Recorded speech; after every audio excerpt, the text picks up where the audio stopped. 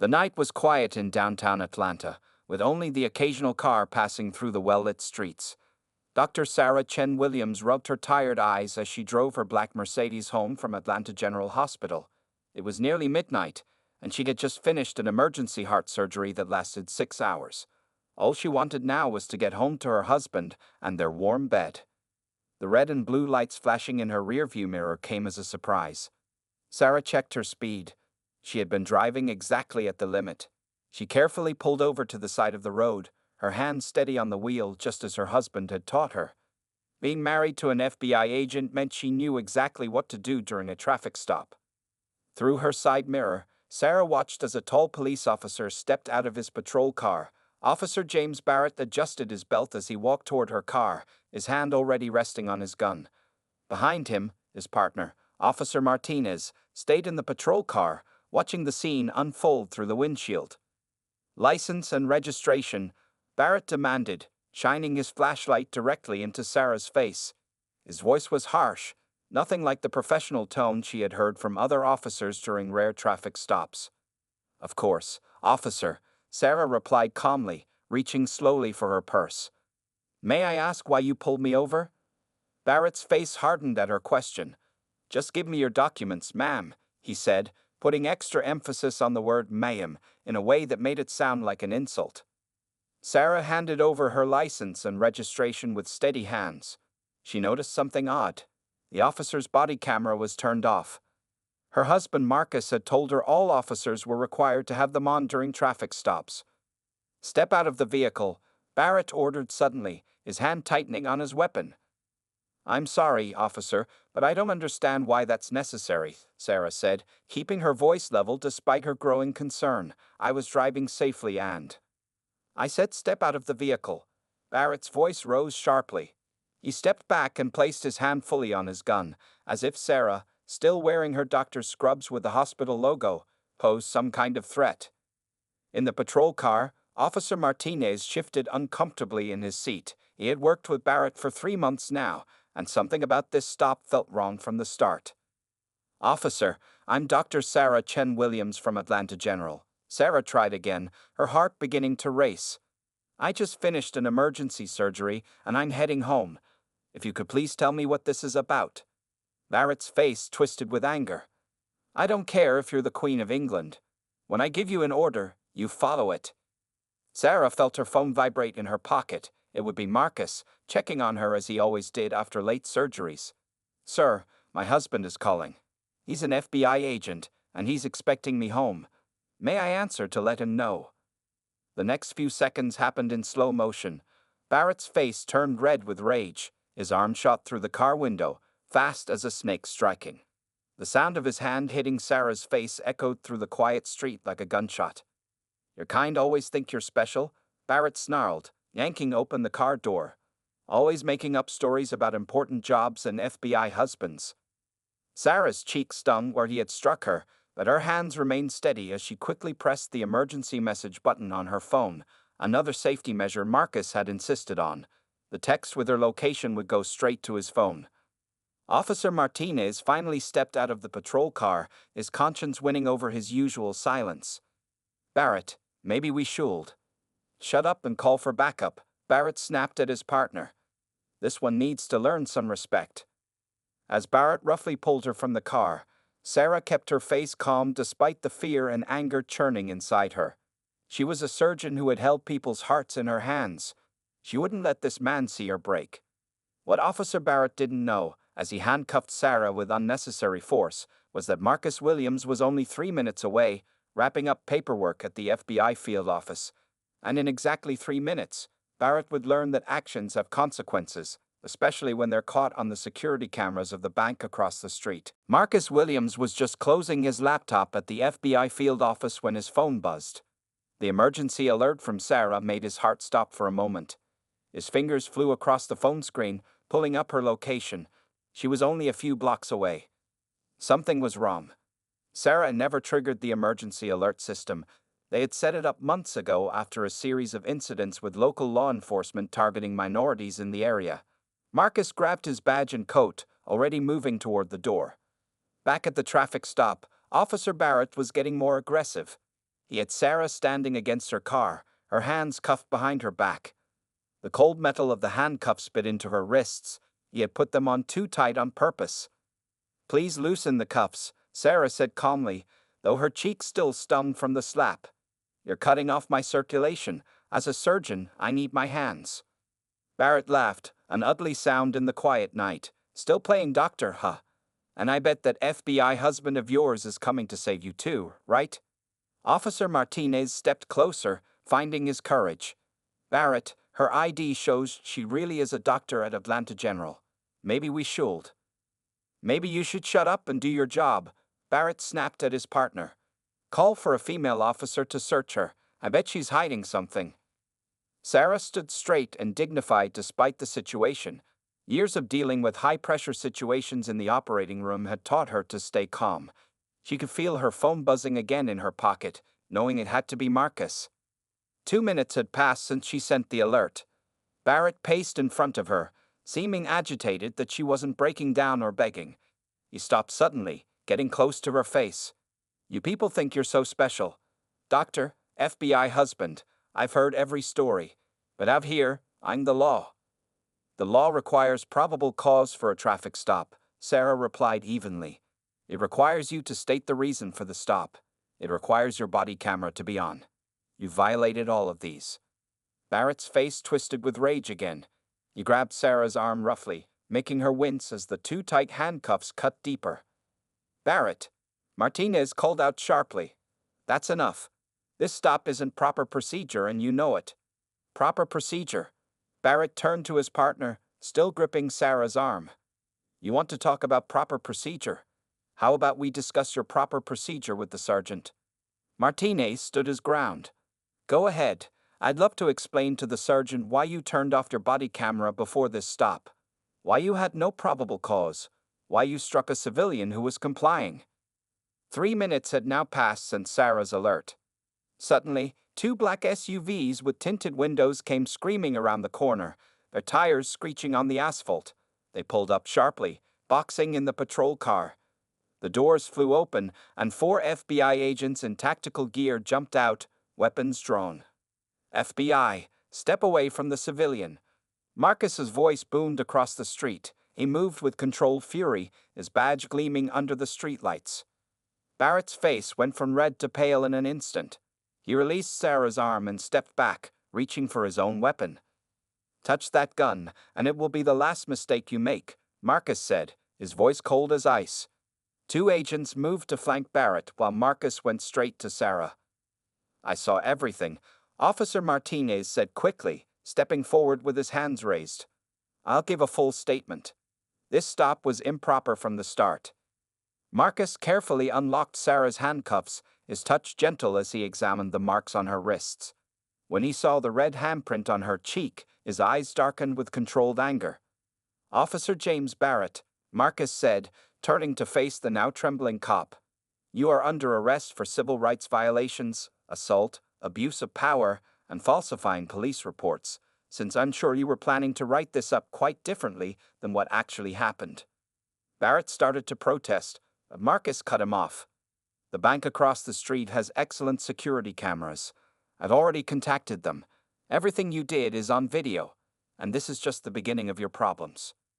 The night was still quiet, but now it crackled with the energy of justice about to be served. The fluorescent lights of the FBI field office buzzed quietly as Marcus sat across from Officer Martinez.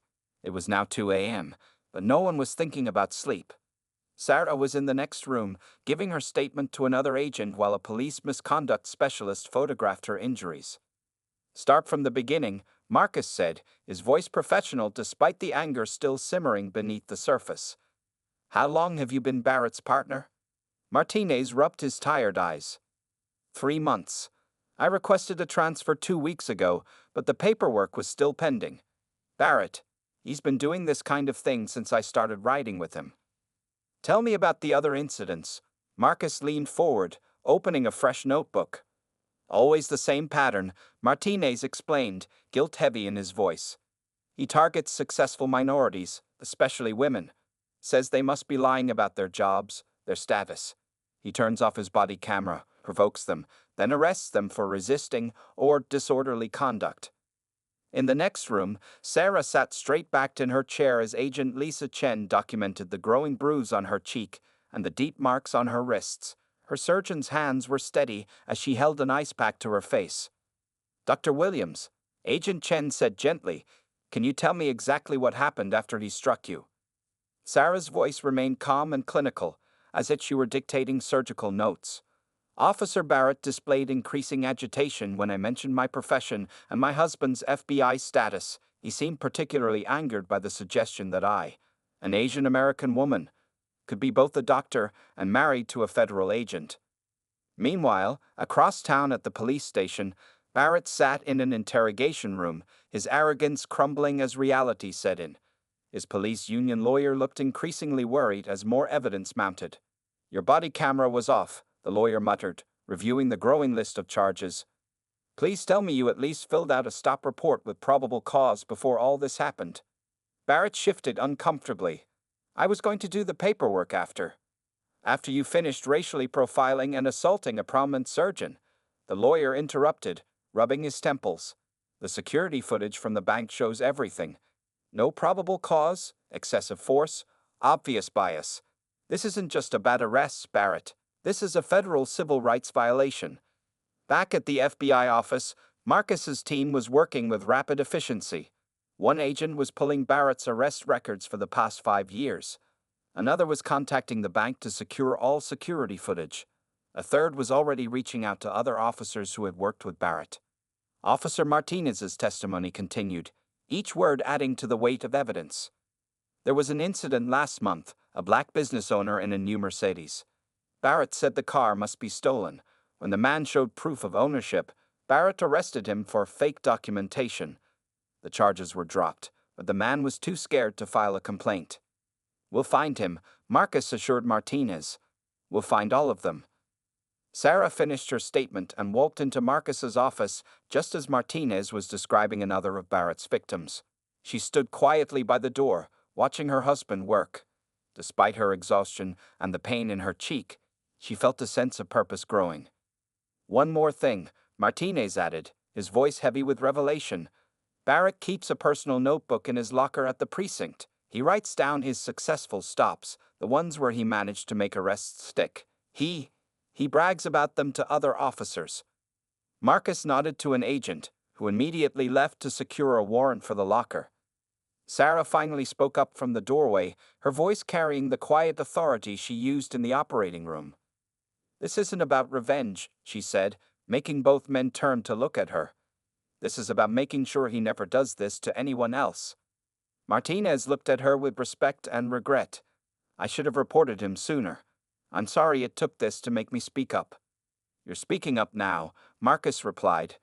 "And we're going to make it count. By morning, we'll have enough evidence to bring down not just Barrett, but everyone who protected him." Outside, the night was beginning to fade into dawn. It would be a very different day for the Atlanta Police Department. The next morning, the Atlanta Police Department was in chaos.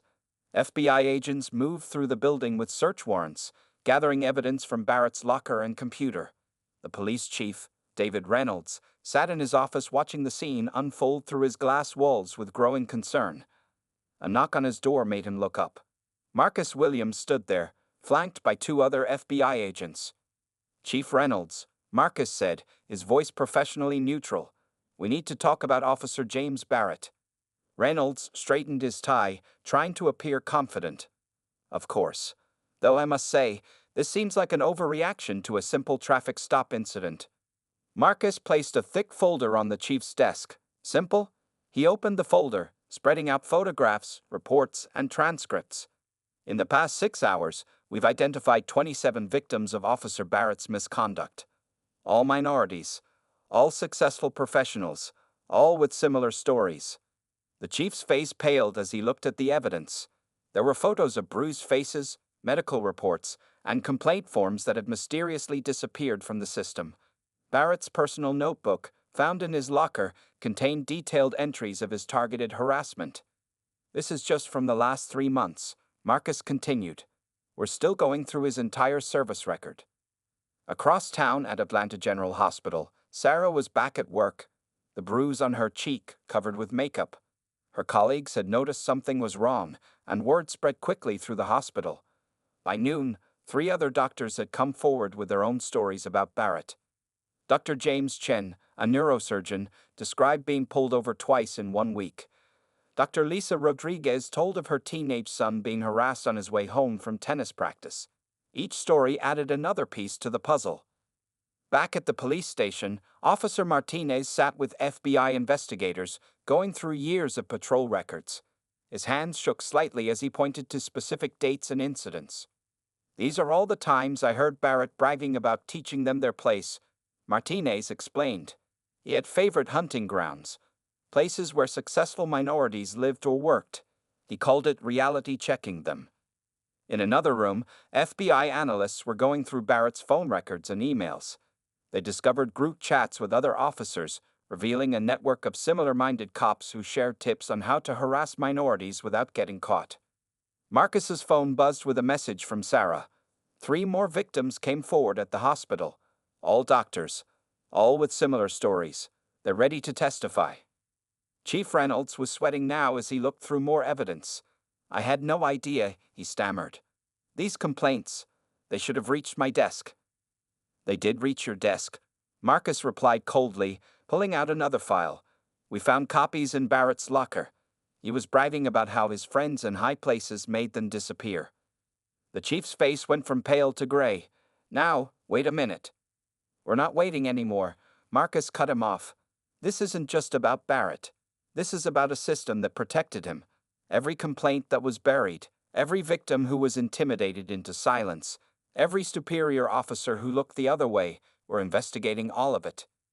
In the hospital cafeteria, Sarah sat with a group of other doctors who had been Barrett's victims.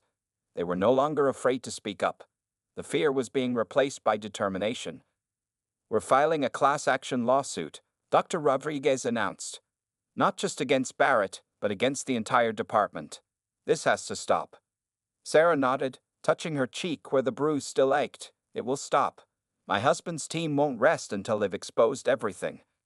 Back at the station, Martinez handed over one final piece of evidence, a dashcam video he had secretly saved, showing Barrett bragging about his tactics to another officer. The other officer's face was clearly visible, and he was wearing captain's bars. Marcus watched the video, his jaw tight. "The rock goes deeper than we thought," he said quietly. "But we're going to cut it all out. Every last bit of it." Outside the police station, news vans were beginning to arrive. The story was getting out, and there would be no stopping it now. The story exploded across Atlanta like a thunderclap. By evening, every major news station had crews outside the police department. Cell phone videos of Barrett's previous arrests began flooding social media, each one showing the same pattern of harassment and abuse. Sarah sat in the hospital's conference room, surrounded by reporters. Her bruise was visible now. She had removed the makeup, letting everyone see what Barrett had done. Next to her sat Dr. Rodriguez and 5 other doctors, all victims of Barrett's targeting. "We're not here for revenge," Sarah said clearly into the microphones. "We're here because this has to stop. Not just Barrett, but the whole system that protected him." The reporters' cameras flashed as Dr. Rodriguez spoke next. "I was too afraid to come forward when Barrett harassed my son," she said, her voice strong despite her tears. "But Dr. Williams's courage has shown us that we can't stay silent anymore." Across town, Marcus and his team were discovering more disturbing evidence. Agent Lisa Chen burst into his office, holding a stack of papers. "You need to see this," she said urgently. "We found a pattern in Barrett's bank records." Marcus looked at the documents, his eyes narrowing. Every few weeks, there were large deposits into Barrett's account from a shell company. The same company had made payments to 3 police captains and even someone in the district attorney's office. They weren't just covering up his misconduct, Marcus realized. They were rewarding it. Meanwhile, Officer Martinez was sitting with FBI analysts, identifying officers from Barrett's group chats. Names of corrupt cops filled a whiteboard, with lines connecting them to specific incidents and cover-ups. The web of corruption grew larger by the hour.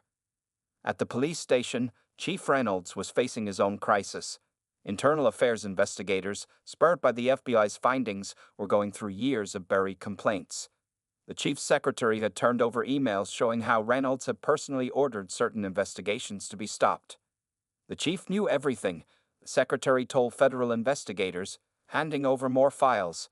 He called it maintaining order, but really they were targeting successful minorities to keep them scared and quiet. Back at the hospital, more victims were coming forward. The hospital's parking garage had been one of Barrett's favorite hunting grounds.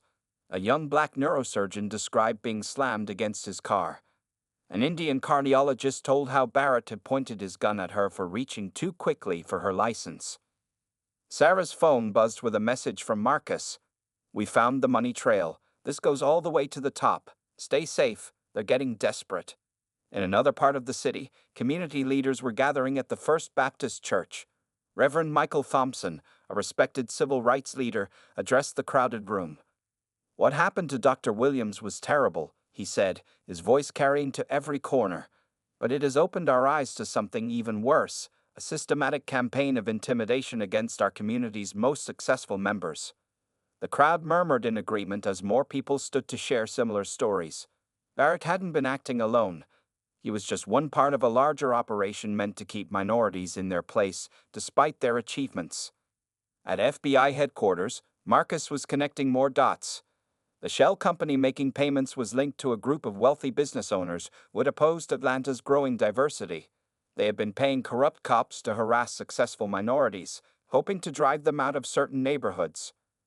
They wanted to send a message, Agent Chen said, looking at the evidence. Success wouldn't protect you. Achievement wouldn't save you. They wanted everyone to feel vulnerable. Sarah's bruise had become a symbol. Photos of her injured face appeared in newspapers alongside her credentials. Harvard Medical School, chief of cardiac surgery, saved countless lives. The contrast between her achievements and how she had been treated sparked outrage across the country. As night fell again, Marcus looked at his office wall, now covered with photos and documents exposing decades of systematic harassment. Barrett thought he was untouchable, he said to his team. They all did. Tomorrow, they learned how wrong they were. The next day would bring the biggest law enforcement corruption bust in Atlanta's history. Dawn broke over Atlanta with the sound of helicopters. FBI teams moved simultaneously across the city, executing search warrants and arrest warrants. Operation Clean Shield, as it was coded, began exactly at 6:00 a.m. Marcus stood in the command center, watching live feeds from multiple raids. On the main screen, Chief Reynolds was being led out of his home in handcuffs, still wearing his pajamas. 3 police captains were arrested at their homes. 4 internal affairs officers were taken into custody at the police station. Barrett's direct network is secured, Agent Chen reported, checking off names on a digital board. Moving on to Phase 2, the financial backers. Across town, Sarah watched the morning news from her hospital office. The headlines were dramatic. Massive police corruption ring exposed. FBI raids police department. Systematic harassment operation uncovered. Her phone kept buzzing with messages from other doctors sharing the news. Dr. Rodriguez texted. "They just arrested the captain who threw out my son's complaint. Justice is finally happening." At the exclusive Eagles Landing Country Club, FBI teams were arresting the wealthy businessman behind the harassment campaign. Richard Maxwell, the real estate developer who had set up the shell company for payments, tried to run but didn't make it past his swimming pool. "Mr. Maxwell," Marcus said personally, cuffing the man who had bankrolled years of harassment, "you're under arrest for conspiracy against rights, corrupt organization, and about 30 other federal charges." Officer Martinez was helping identify corrupt officers as they were brought in. Some broke down immediately, offering to cooperate. Others maintained their arrogance until shown the mountains of evidence against them. Barrett sat in his holding cell, watching as more officers were brought in. His police union lawyer had abandoned him after seeing the full scope of evidence. Now he was facing decades in federal prison, and none of his powerful friends could help him anymore. At the hospital, Sarah was treating a patient when she heard cheering from the nurses' station. She stepped out to see hospital staff gathered around a TV. The news was showing FBI agents carrying boxes of evidence from Maxwell's mansion. They found records going back 15 years, a nurse explained excitedly. They were targeting successful minorities across 3 states. In the FBI command center, Marcus received another report. The investigation had uncovered similar operations in other cities. What started with Barrett slapping Sarah was now exposing corruption across the entire Southeast. "Sir," an agent called out, "you need to see this. We found a list in Maxwell's office, names of every minority professional they targeted, categorized by profession. There are hundreds of names." Sarah's phone rang. It was the hospital administrator. "Dr. Williams, there are 30 more victims who want to join the lawsuit. They're all doctors who were harassed by Barrett and his friends. Will you speak with them?" Of course, Sarah replied. Her cheek had healed, but the memory of that night drove her forward. "Tell them we're meeting at 3:00 p.m. in the main conference room." Back at FBI headquarters, Marcus was interviewing Maxwell. The businessman had lost all his arrogance, faced with evidence of years of orchestrated harassment. "Why?" Marcus asked simply. "Why target successful minorities?" Maxwell's answer revealed the ugly truth. They weren't supposed to succeed. They weren't supposed to become doctors and lawyers and business owners. When they did, they had to be taught a lesson. Outside the federal building, crowds had gathered. People held signs supporting the FBI investigation. Local news interviewed community members who shared their own stories of harassment. Sarah arrived at the federal building after her shift. As she walked toward the entrance, people in the crowd recognized her. They started applauding, the doctor whose courage had cracked open this massive case. Inside, Marcus looked up as Sarah entered his office. "How many new victims coming forward?" he asked. 30 more just today," she replied. "But this isn't about numbers anymore. This is about making sure it never happens again." The wall of evidence had grown so large it now filled an entire room. Each document, each photo, each statement represented someone who had been targeted for their success. But now, finally, the truth was coming out. The federal courthouse was packed as the trial began. 3 months had passed since the night Barrett slapped Sarah, and now justice was finally having its day. The main courtroom was filled with victims, reporters, and community members. Sarah sat in the front row, Marcus beside her, as U.S. Attorney Catherine Morrison delivered her opening statement. "This case is about more than one bad officer," Morrison declared. "It's about a criminal enterprise that turned police power into a weapon against successful minorities." Barrett sat at the defense table, looking much smaller without his uniform. Behind him, in a row of chairs, were Chief Reynolds, the 3 police captains, Maxwell, and other conspirators. Their expensive lawyers couldn't hide their nervous expressions. Officer Martinez was the first witness. He described years of watching Barrett and others target successful minorities. They called it attitude adjustment, he testified. They wanted to make successful minorities feel powerless, no matter how much they had achieved. The evidence was overwhelming. FBI analysts presented Barrett's notebook, filled with racist comments and details of his targeted stops. They showed surveillance videos, bank records of payoffs, and emails discussing the harassment campaign. During a break, Sarah stood in the courthouse hallway with Dr. Rodriguez and other victims. "I never thought I'd see this day," Dr. Rodriguez said, wiping tears. "For years, we lived in fear of being pulled over, of being harassed, of being hurt. Now everyone knows the truth." Maxwell's secretary testified next, describing how the wealthy businessman had organized the harassment campaign. "Mr. Maxwell kept files on successful minorities in different neighborhoods," she revealed. "He would give these files to Chief Reynolds, who would pass them to officers like Barrett." The prosecution showed maps marking the locations of targeted stops. Red dots covered wealthy neighborhoods where successful minorities lived. Each dot represented someone who had been harassed, threatened, or assaulted. Marcus sat at the prosecution table, helping present the FBI's evidence. When they played the bank's security video showing Barrett slapping Sarah, the courtroom fell silent. The clear footage showed everything: the unprovoked assault, Sarah's dignity, Barrett's rage. That slap was heard across the country, Morrison told the jury. It exposed a criminal operation that had terrorized successful minorities for years. During lunch break, Sarah's phone buzzed with messages from doctors across the country. Similar investigations were now happening in other cities. What started with her case was spreading, exposing corruption nationwide. Back in court, the defense lawyers tried to claim their clients were just following orders. The judge's face showed clear disgust at their arguments. Even some of the defendants looked ashamed as more evidence was presented. "Look at their faces now," Marcus whispered to Sarah. "No more arrogance. No more power. Just men facing justice for their crimes."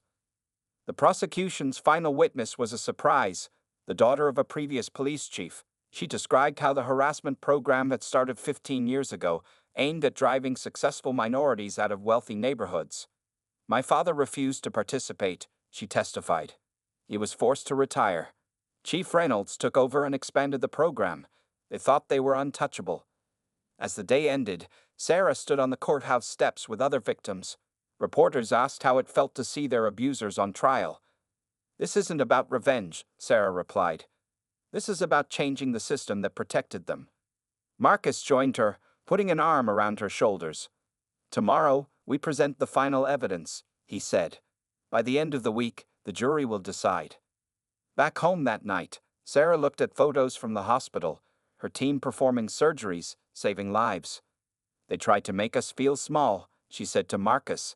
"They tried to make our achievements mean nothing." "Instead, they revealed their own smallness," Marcus replied.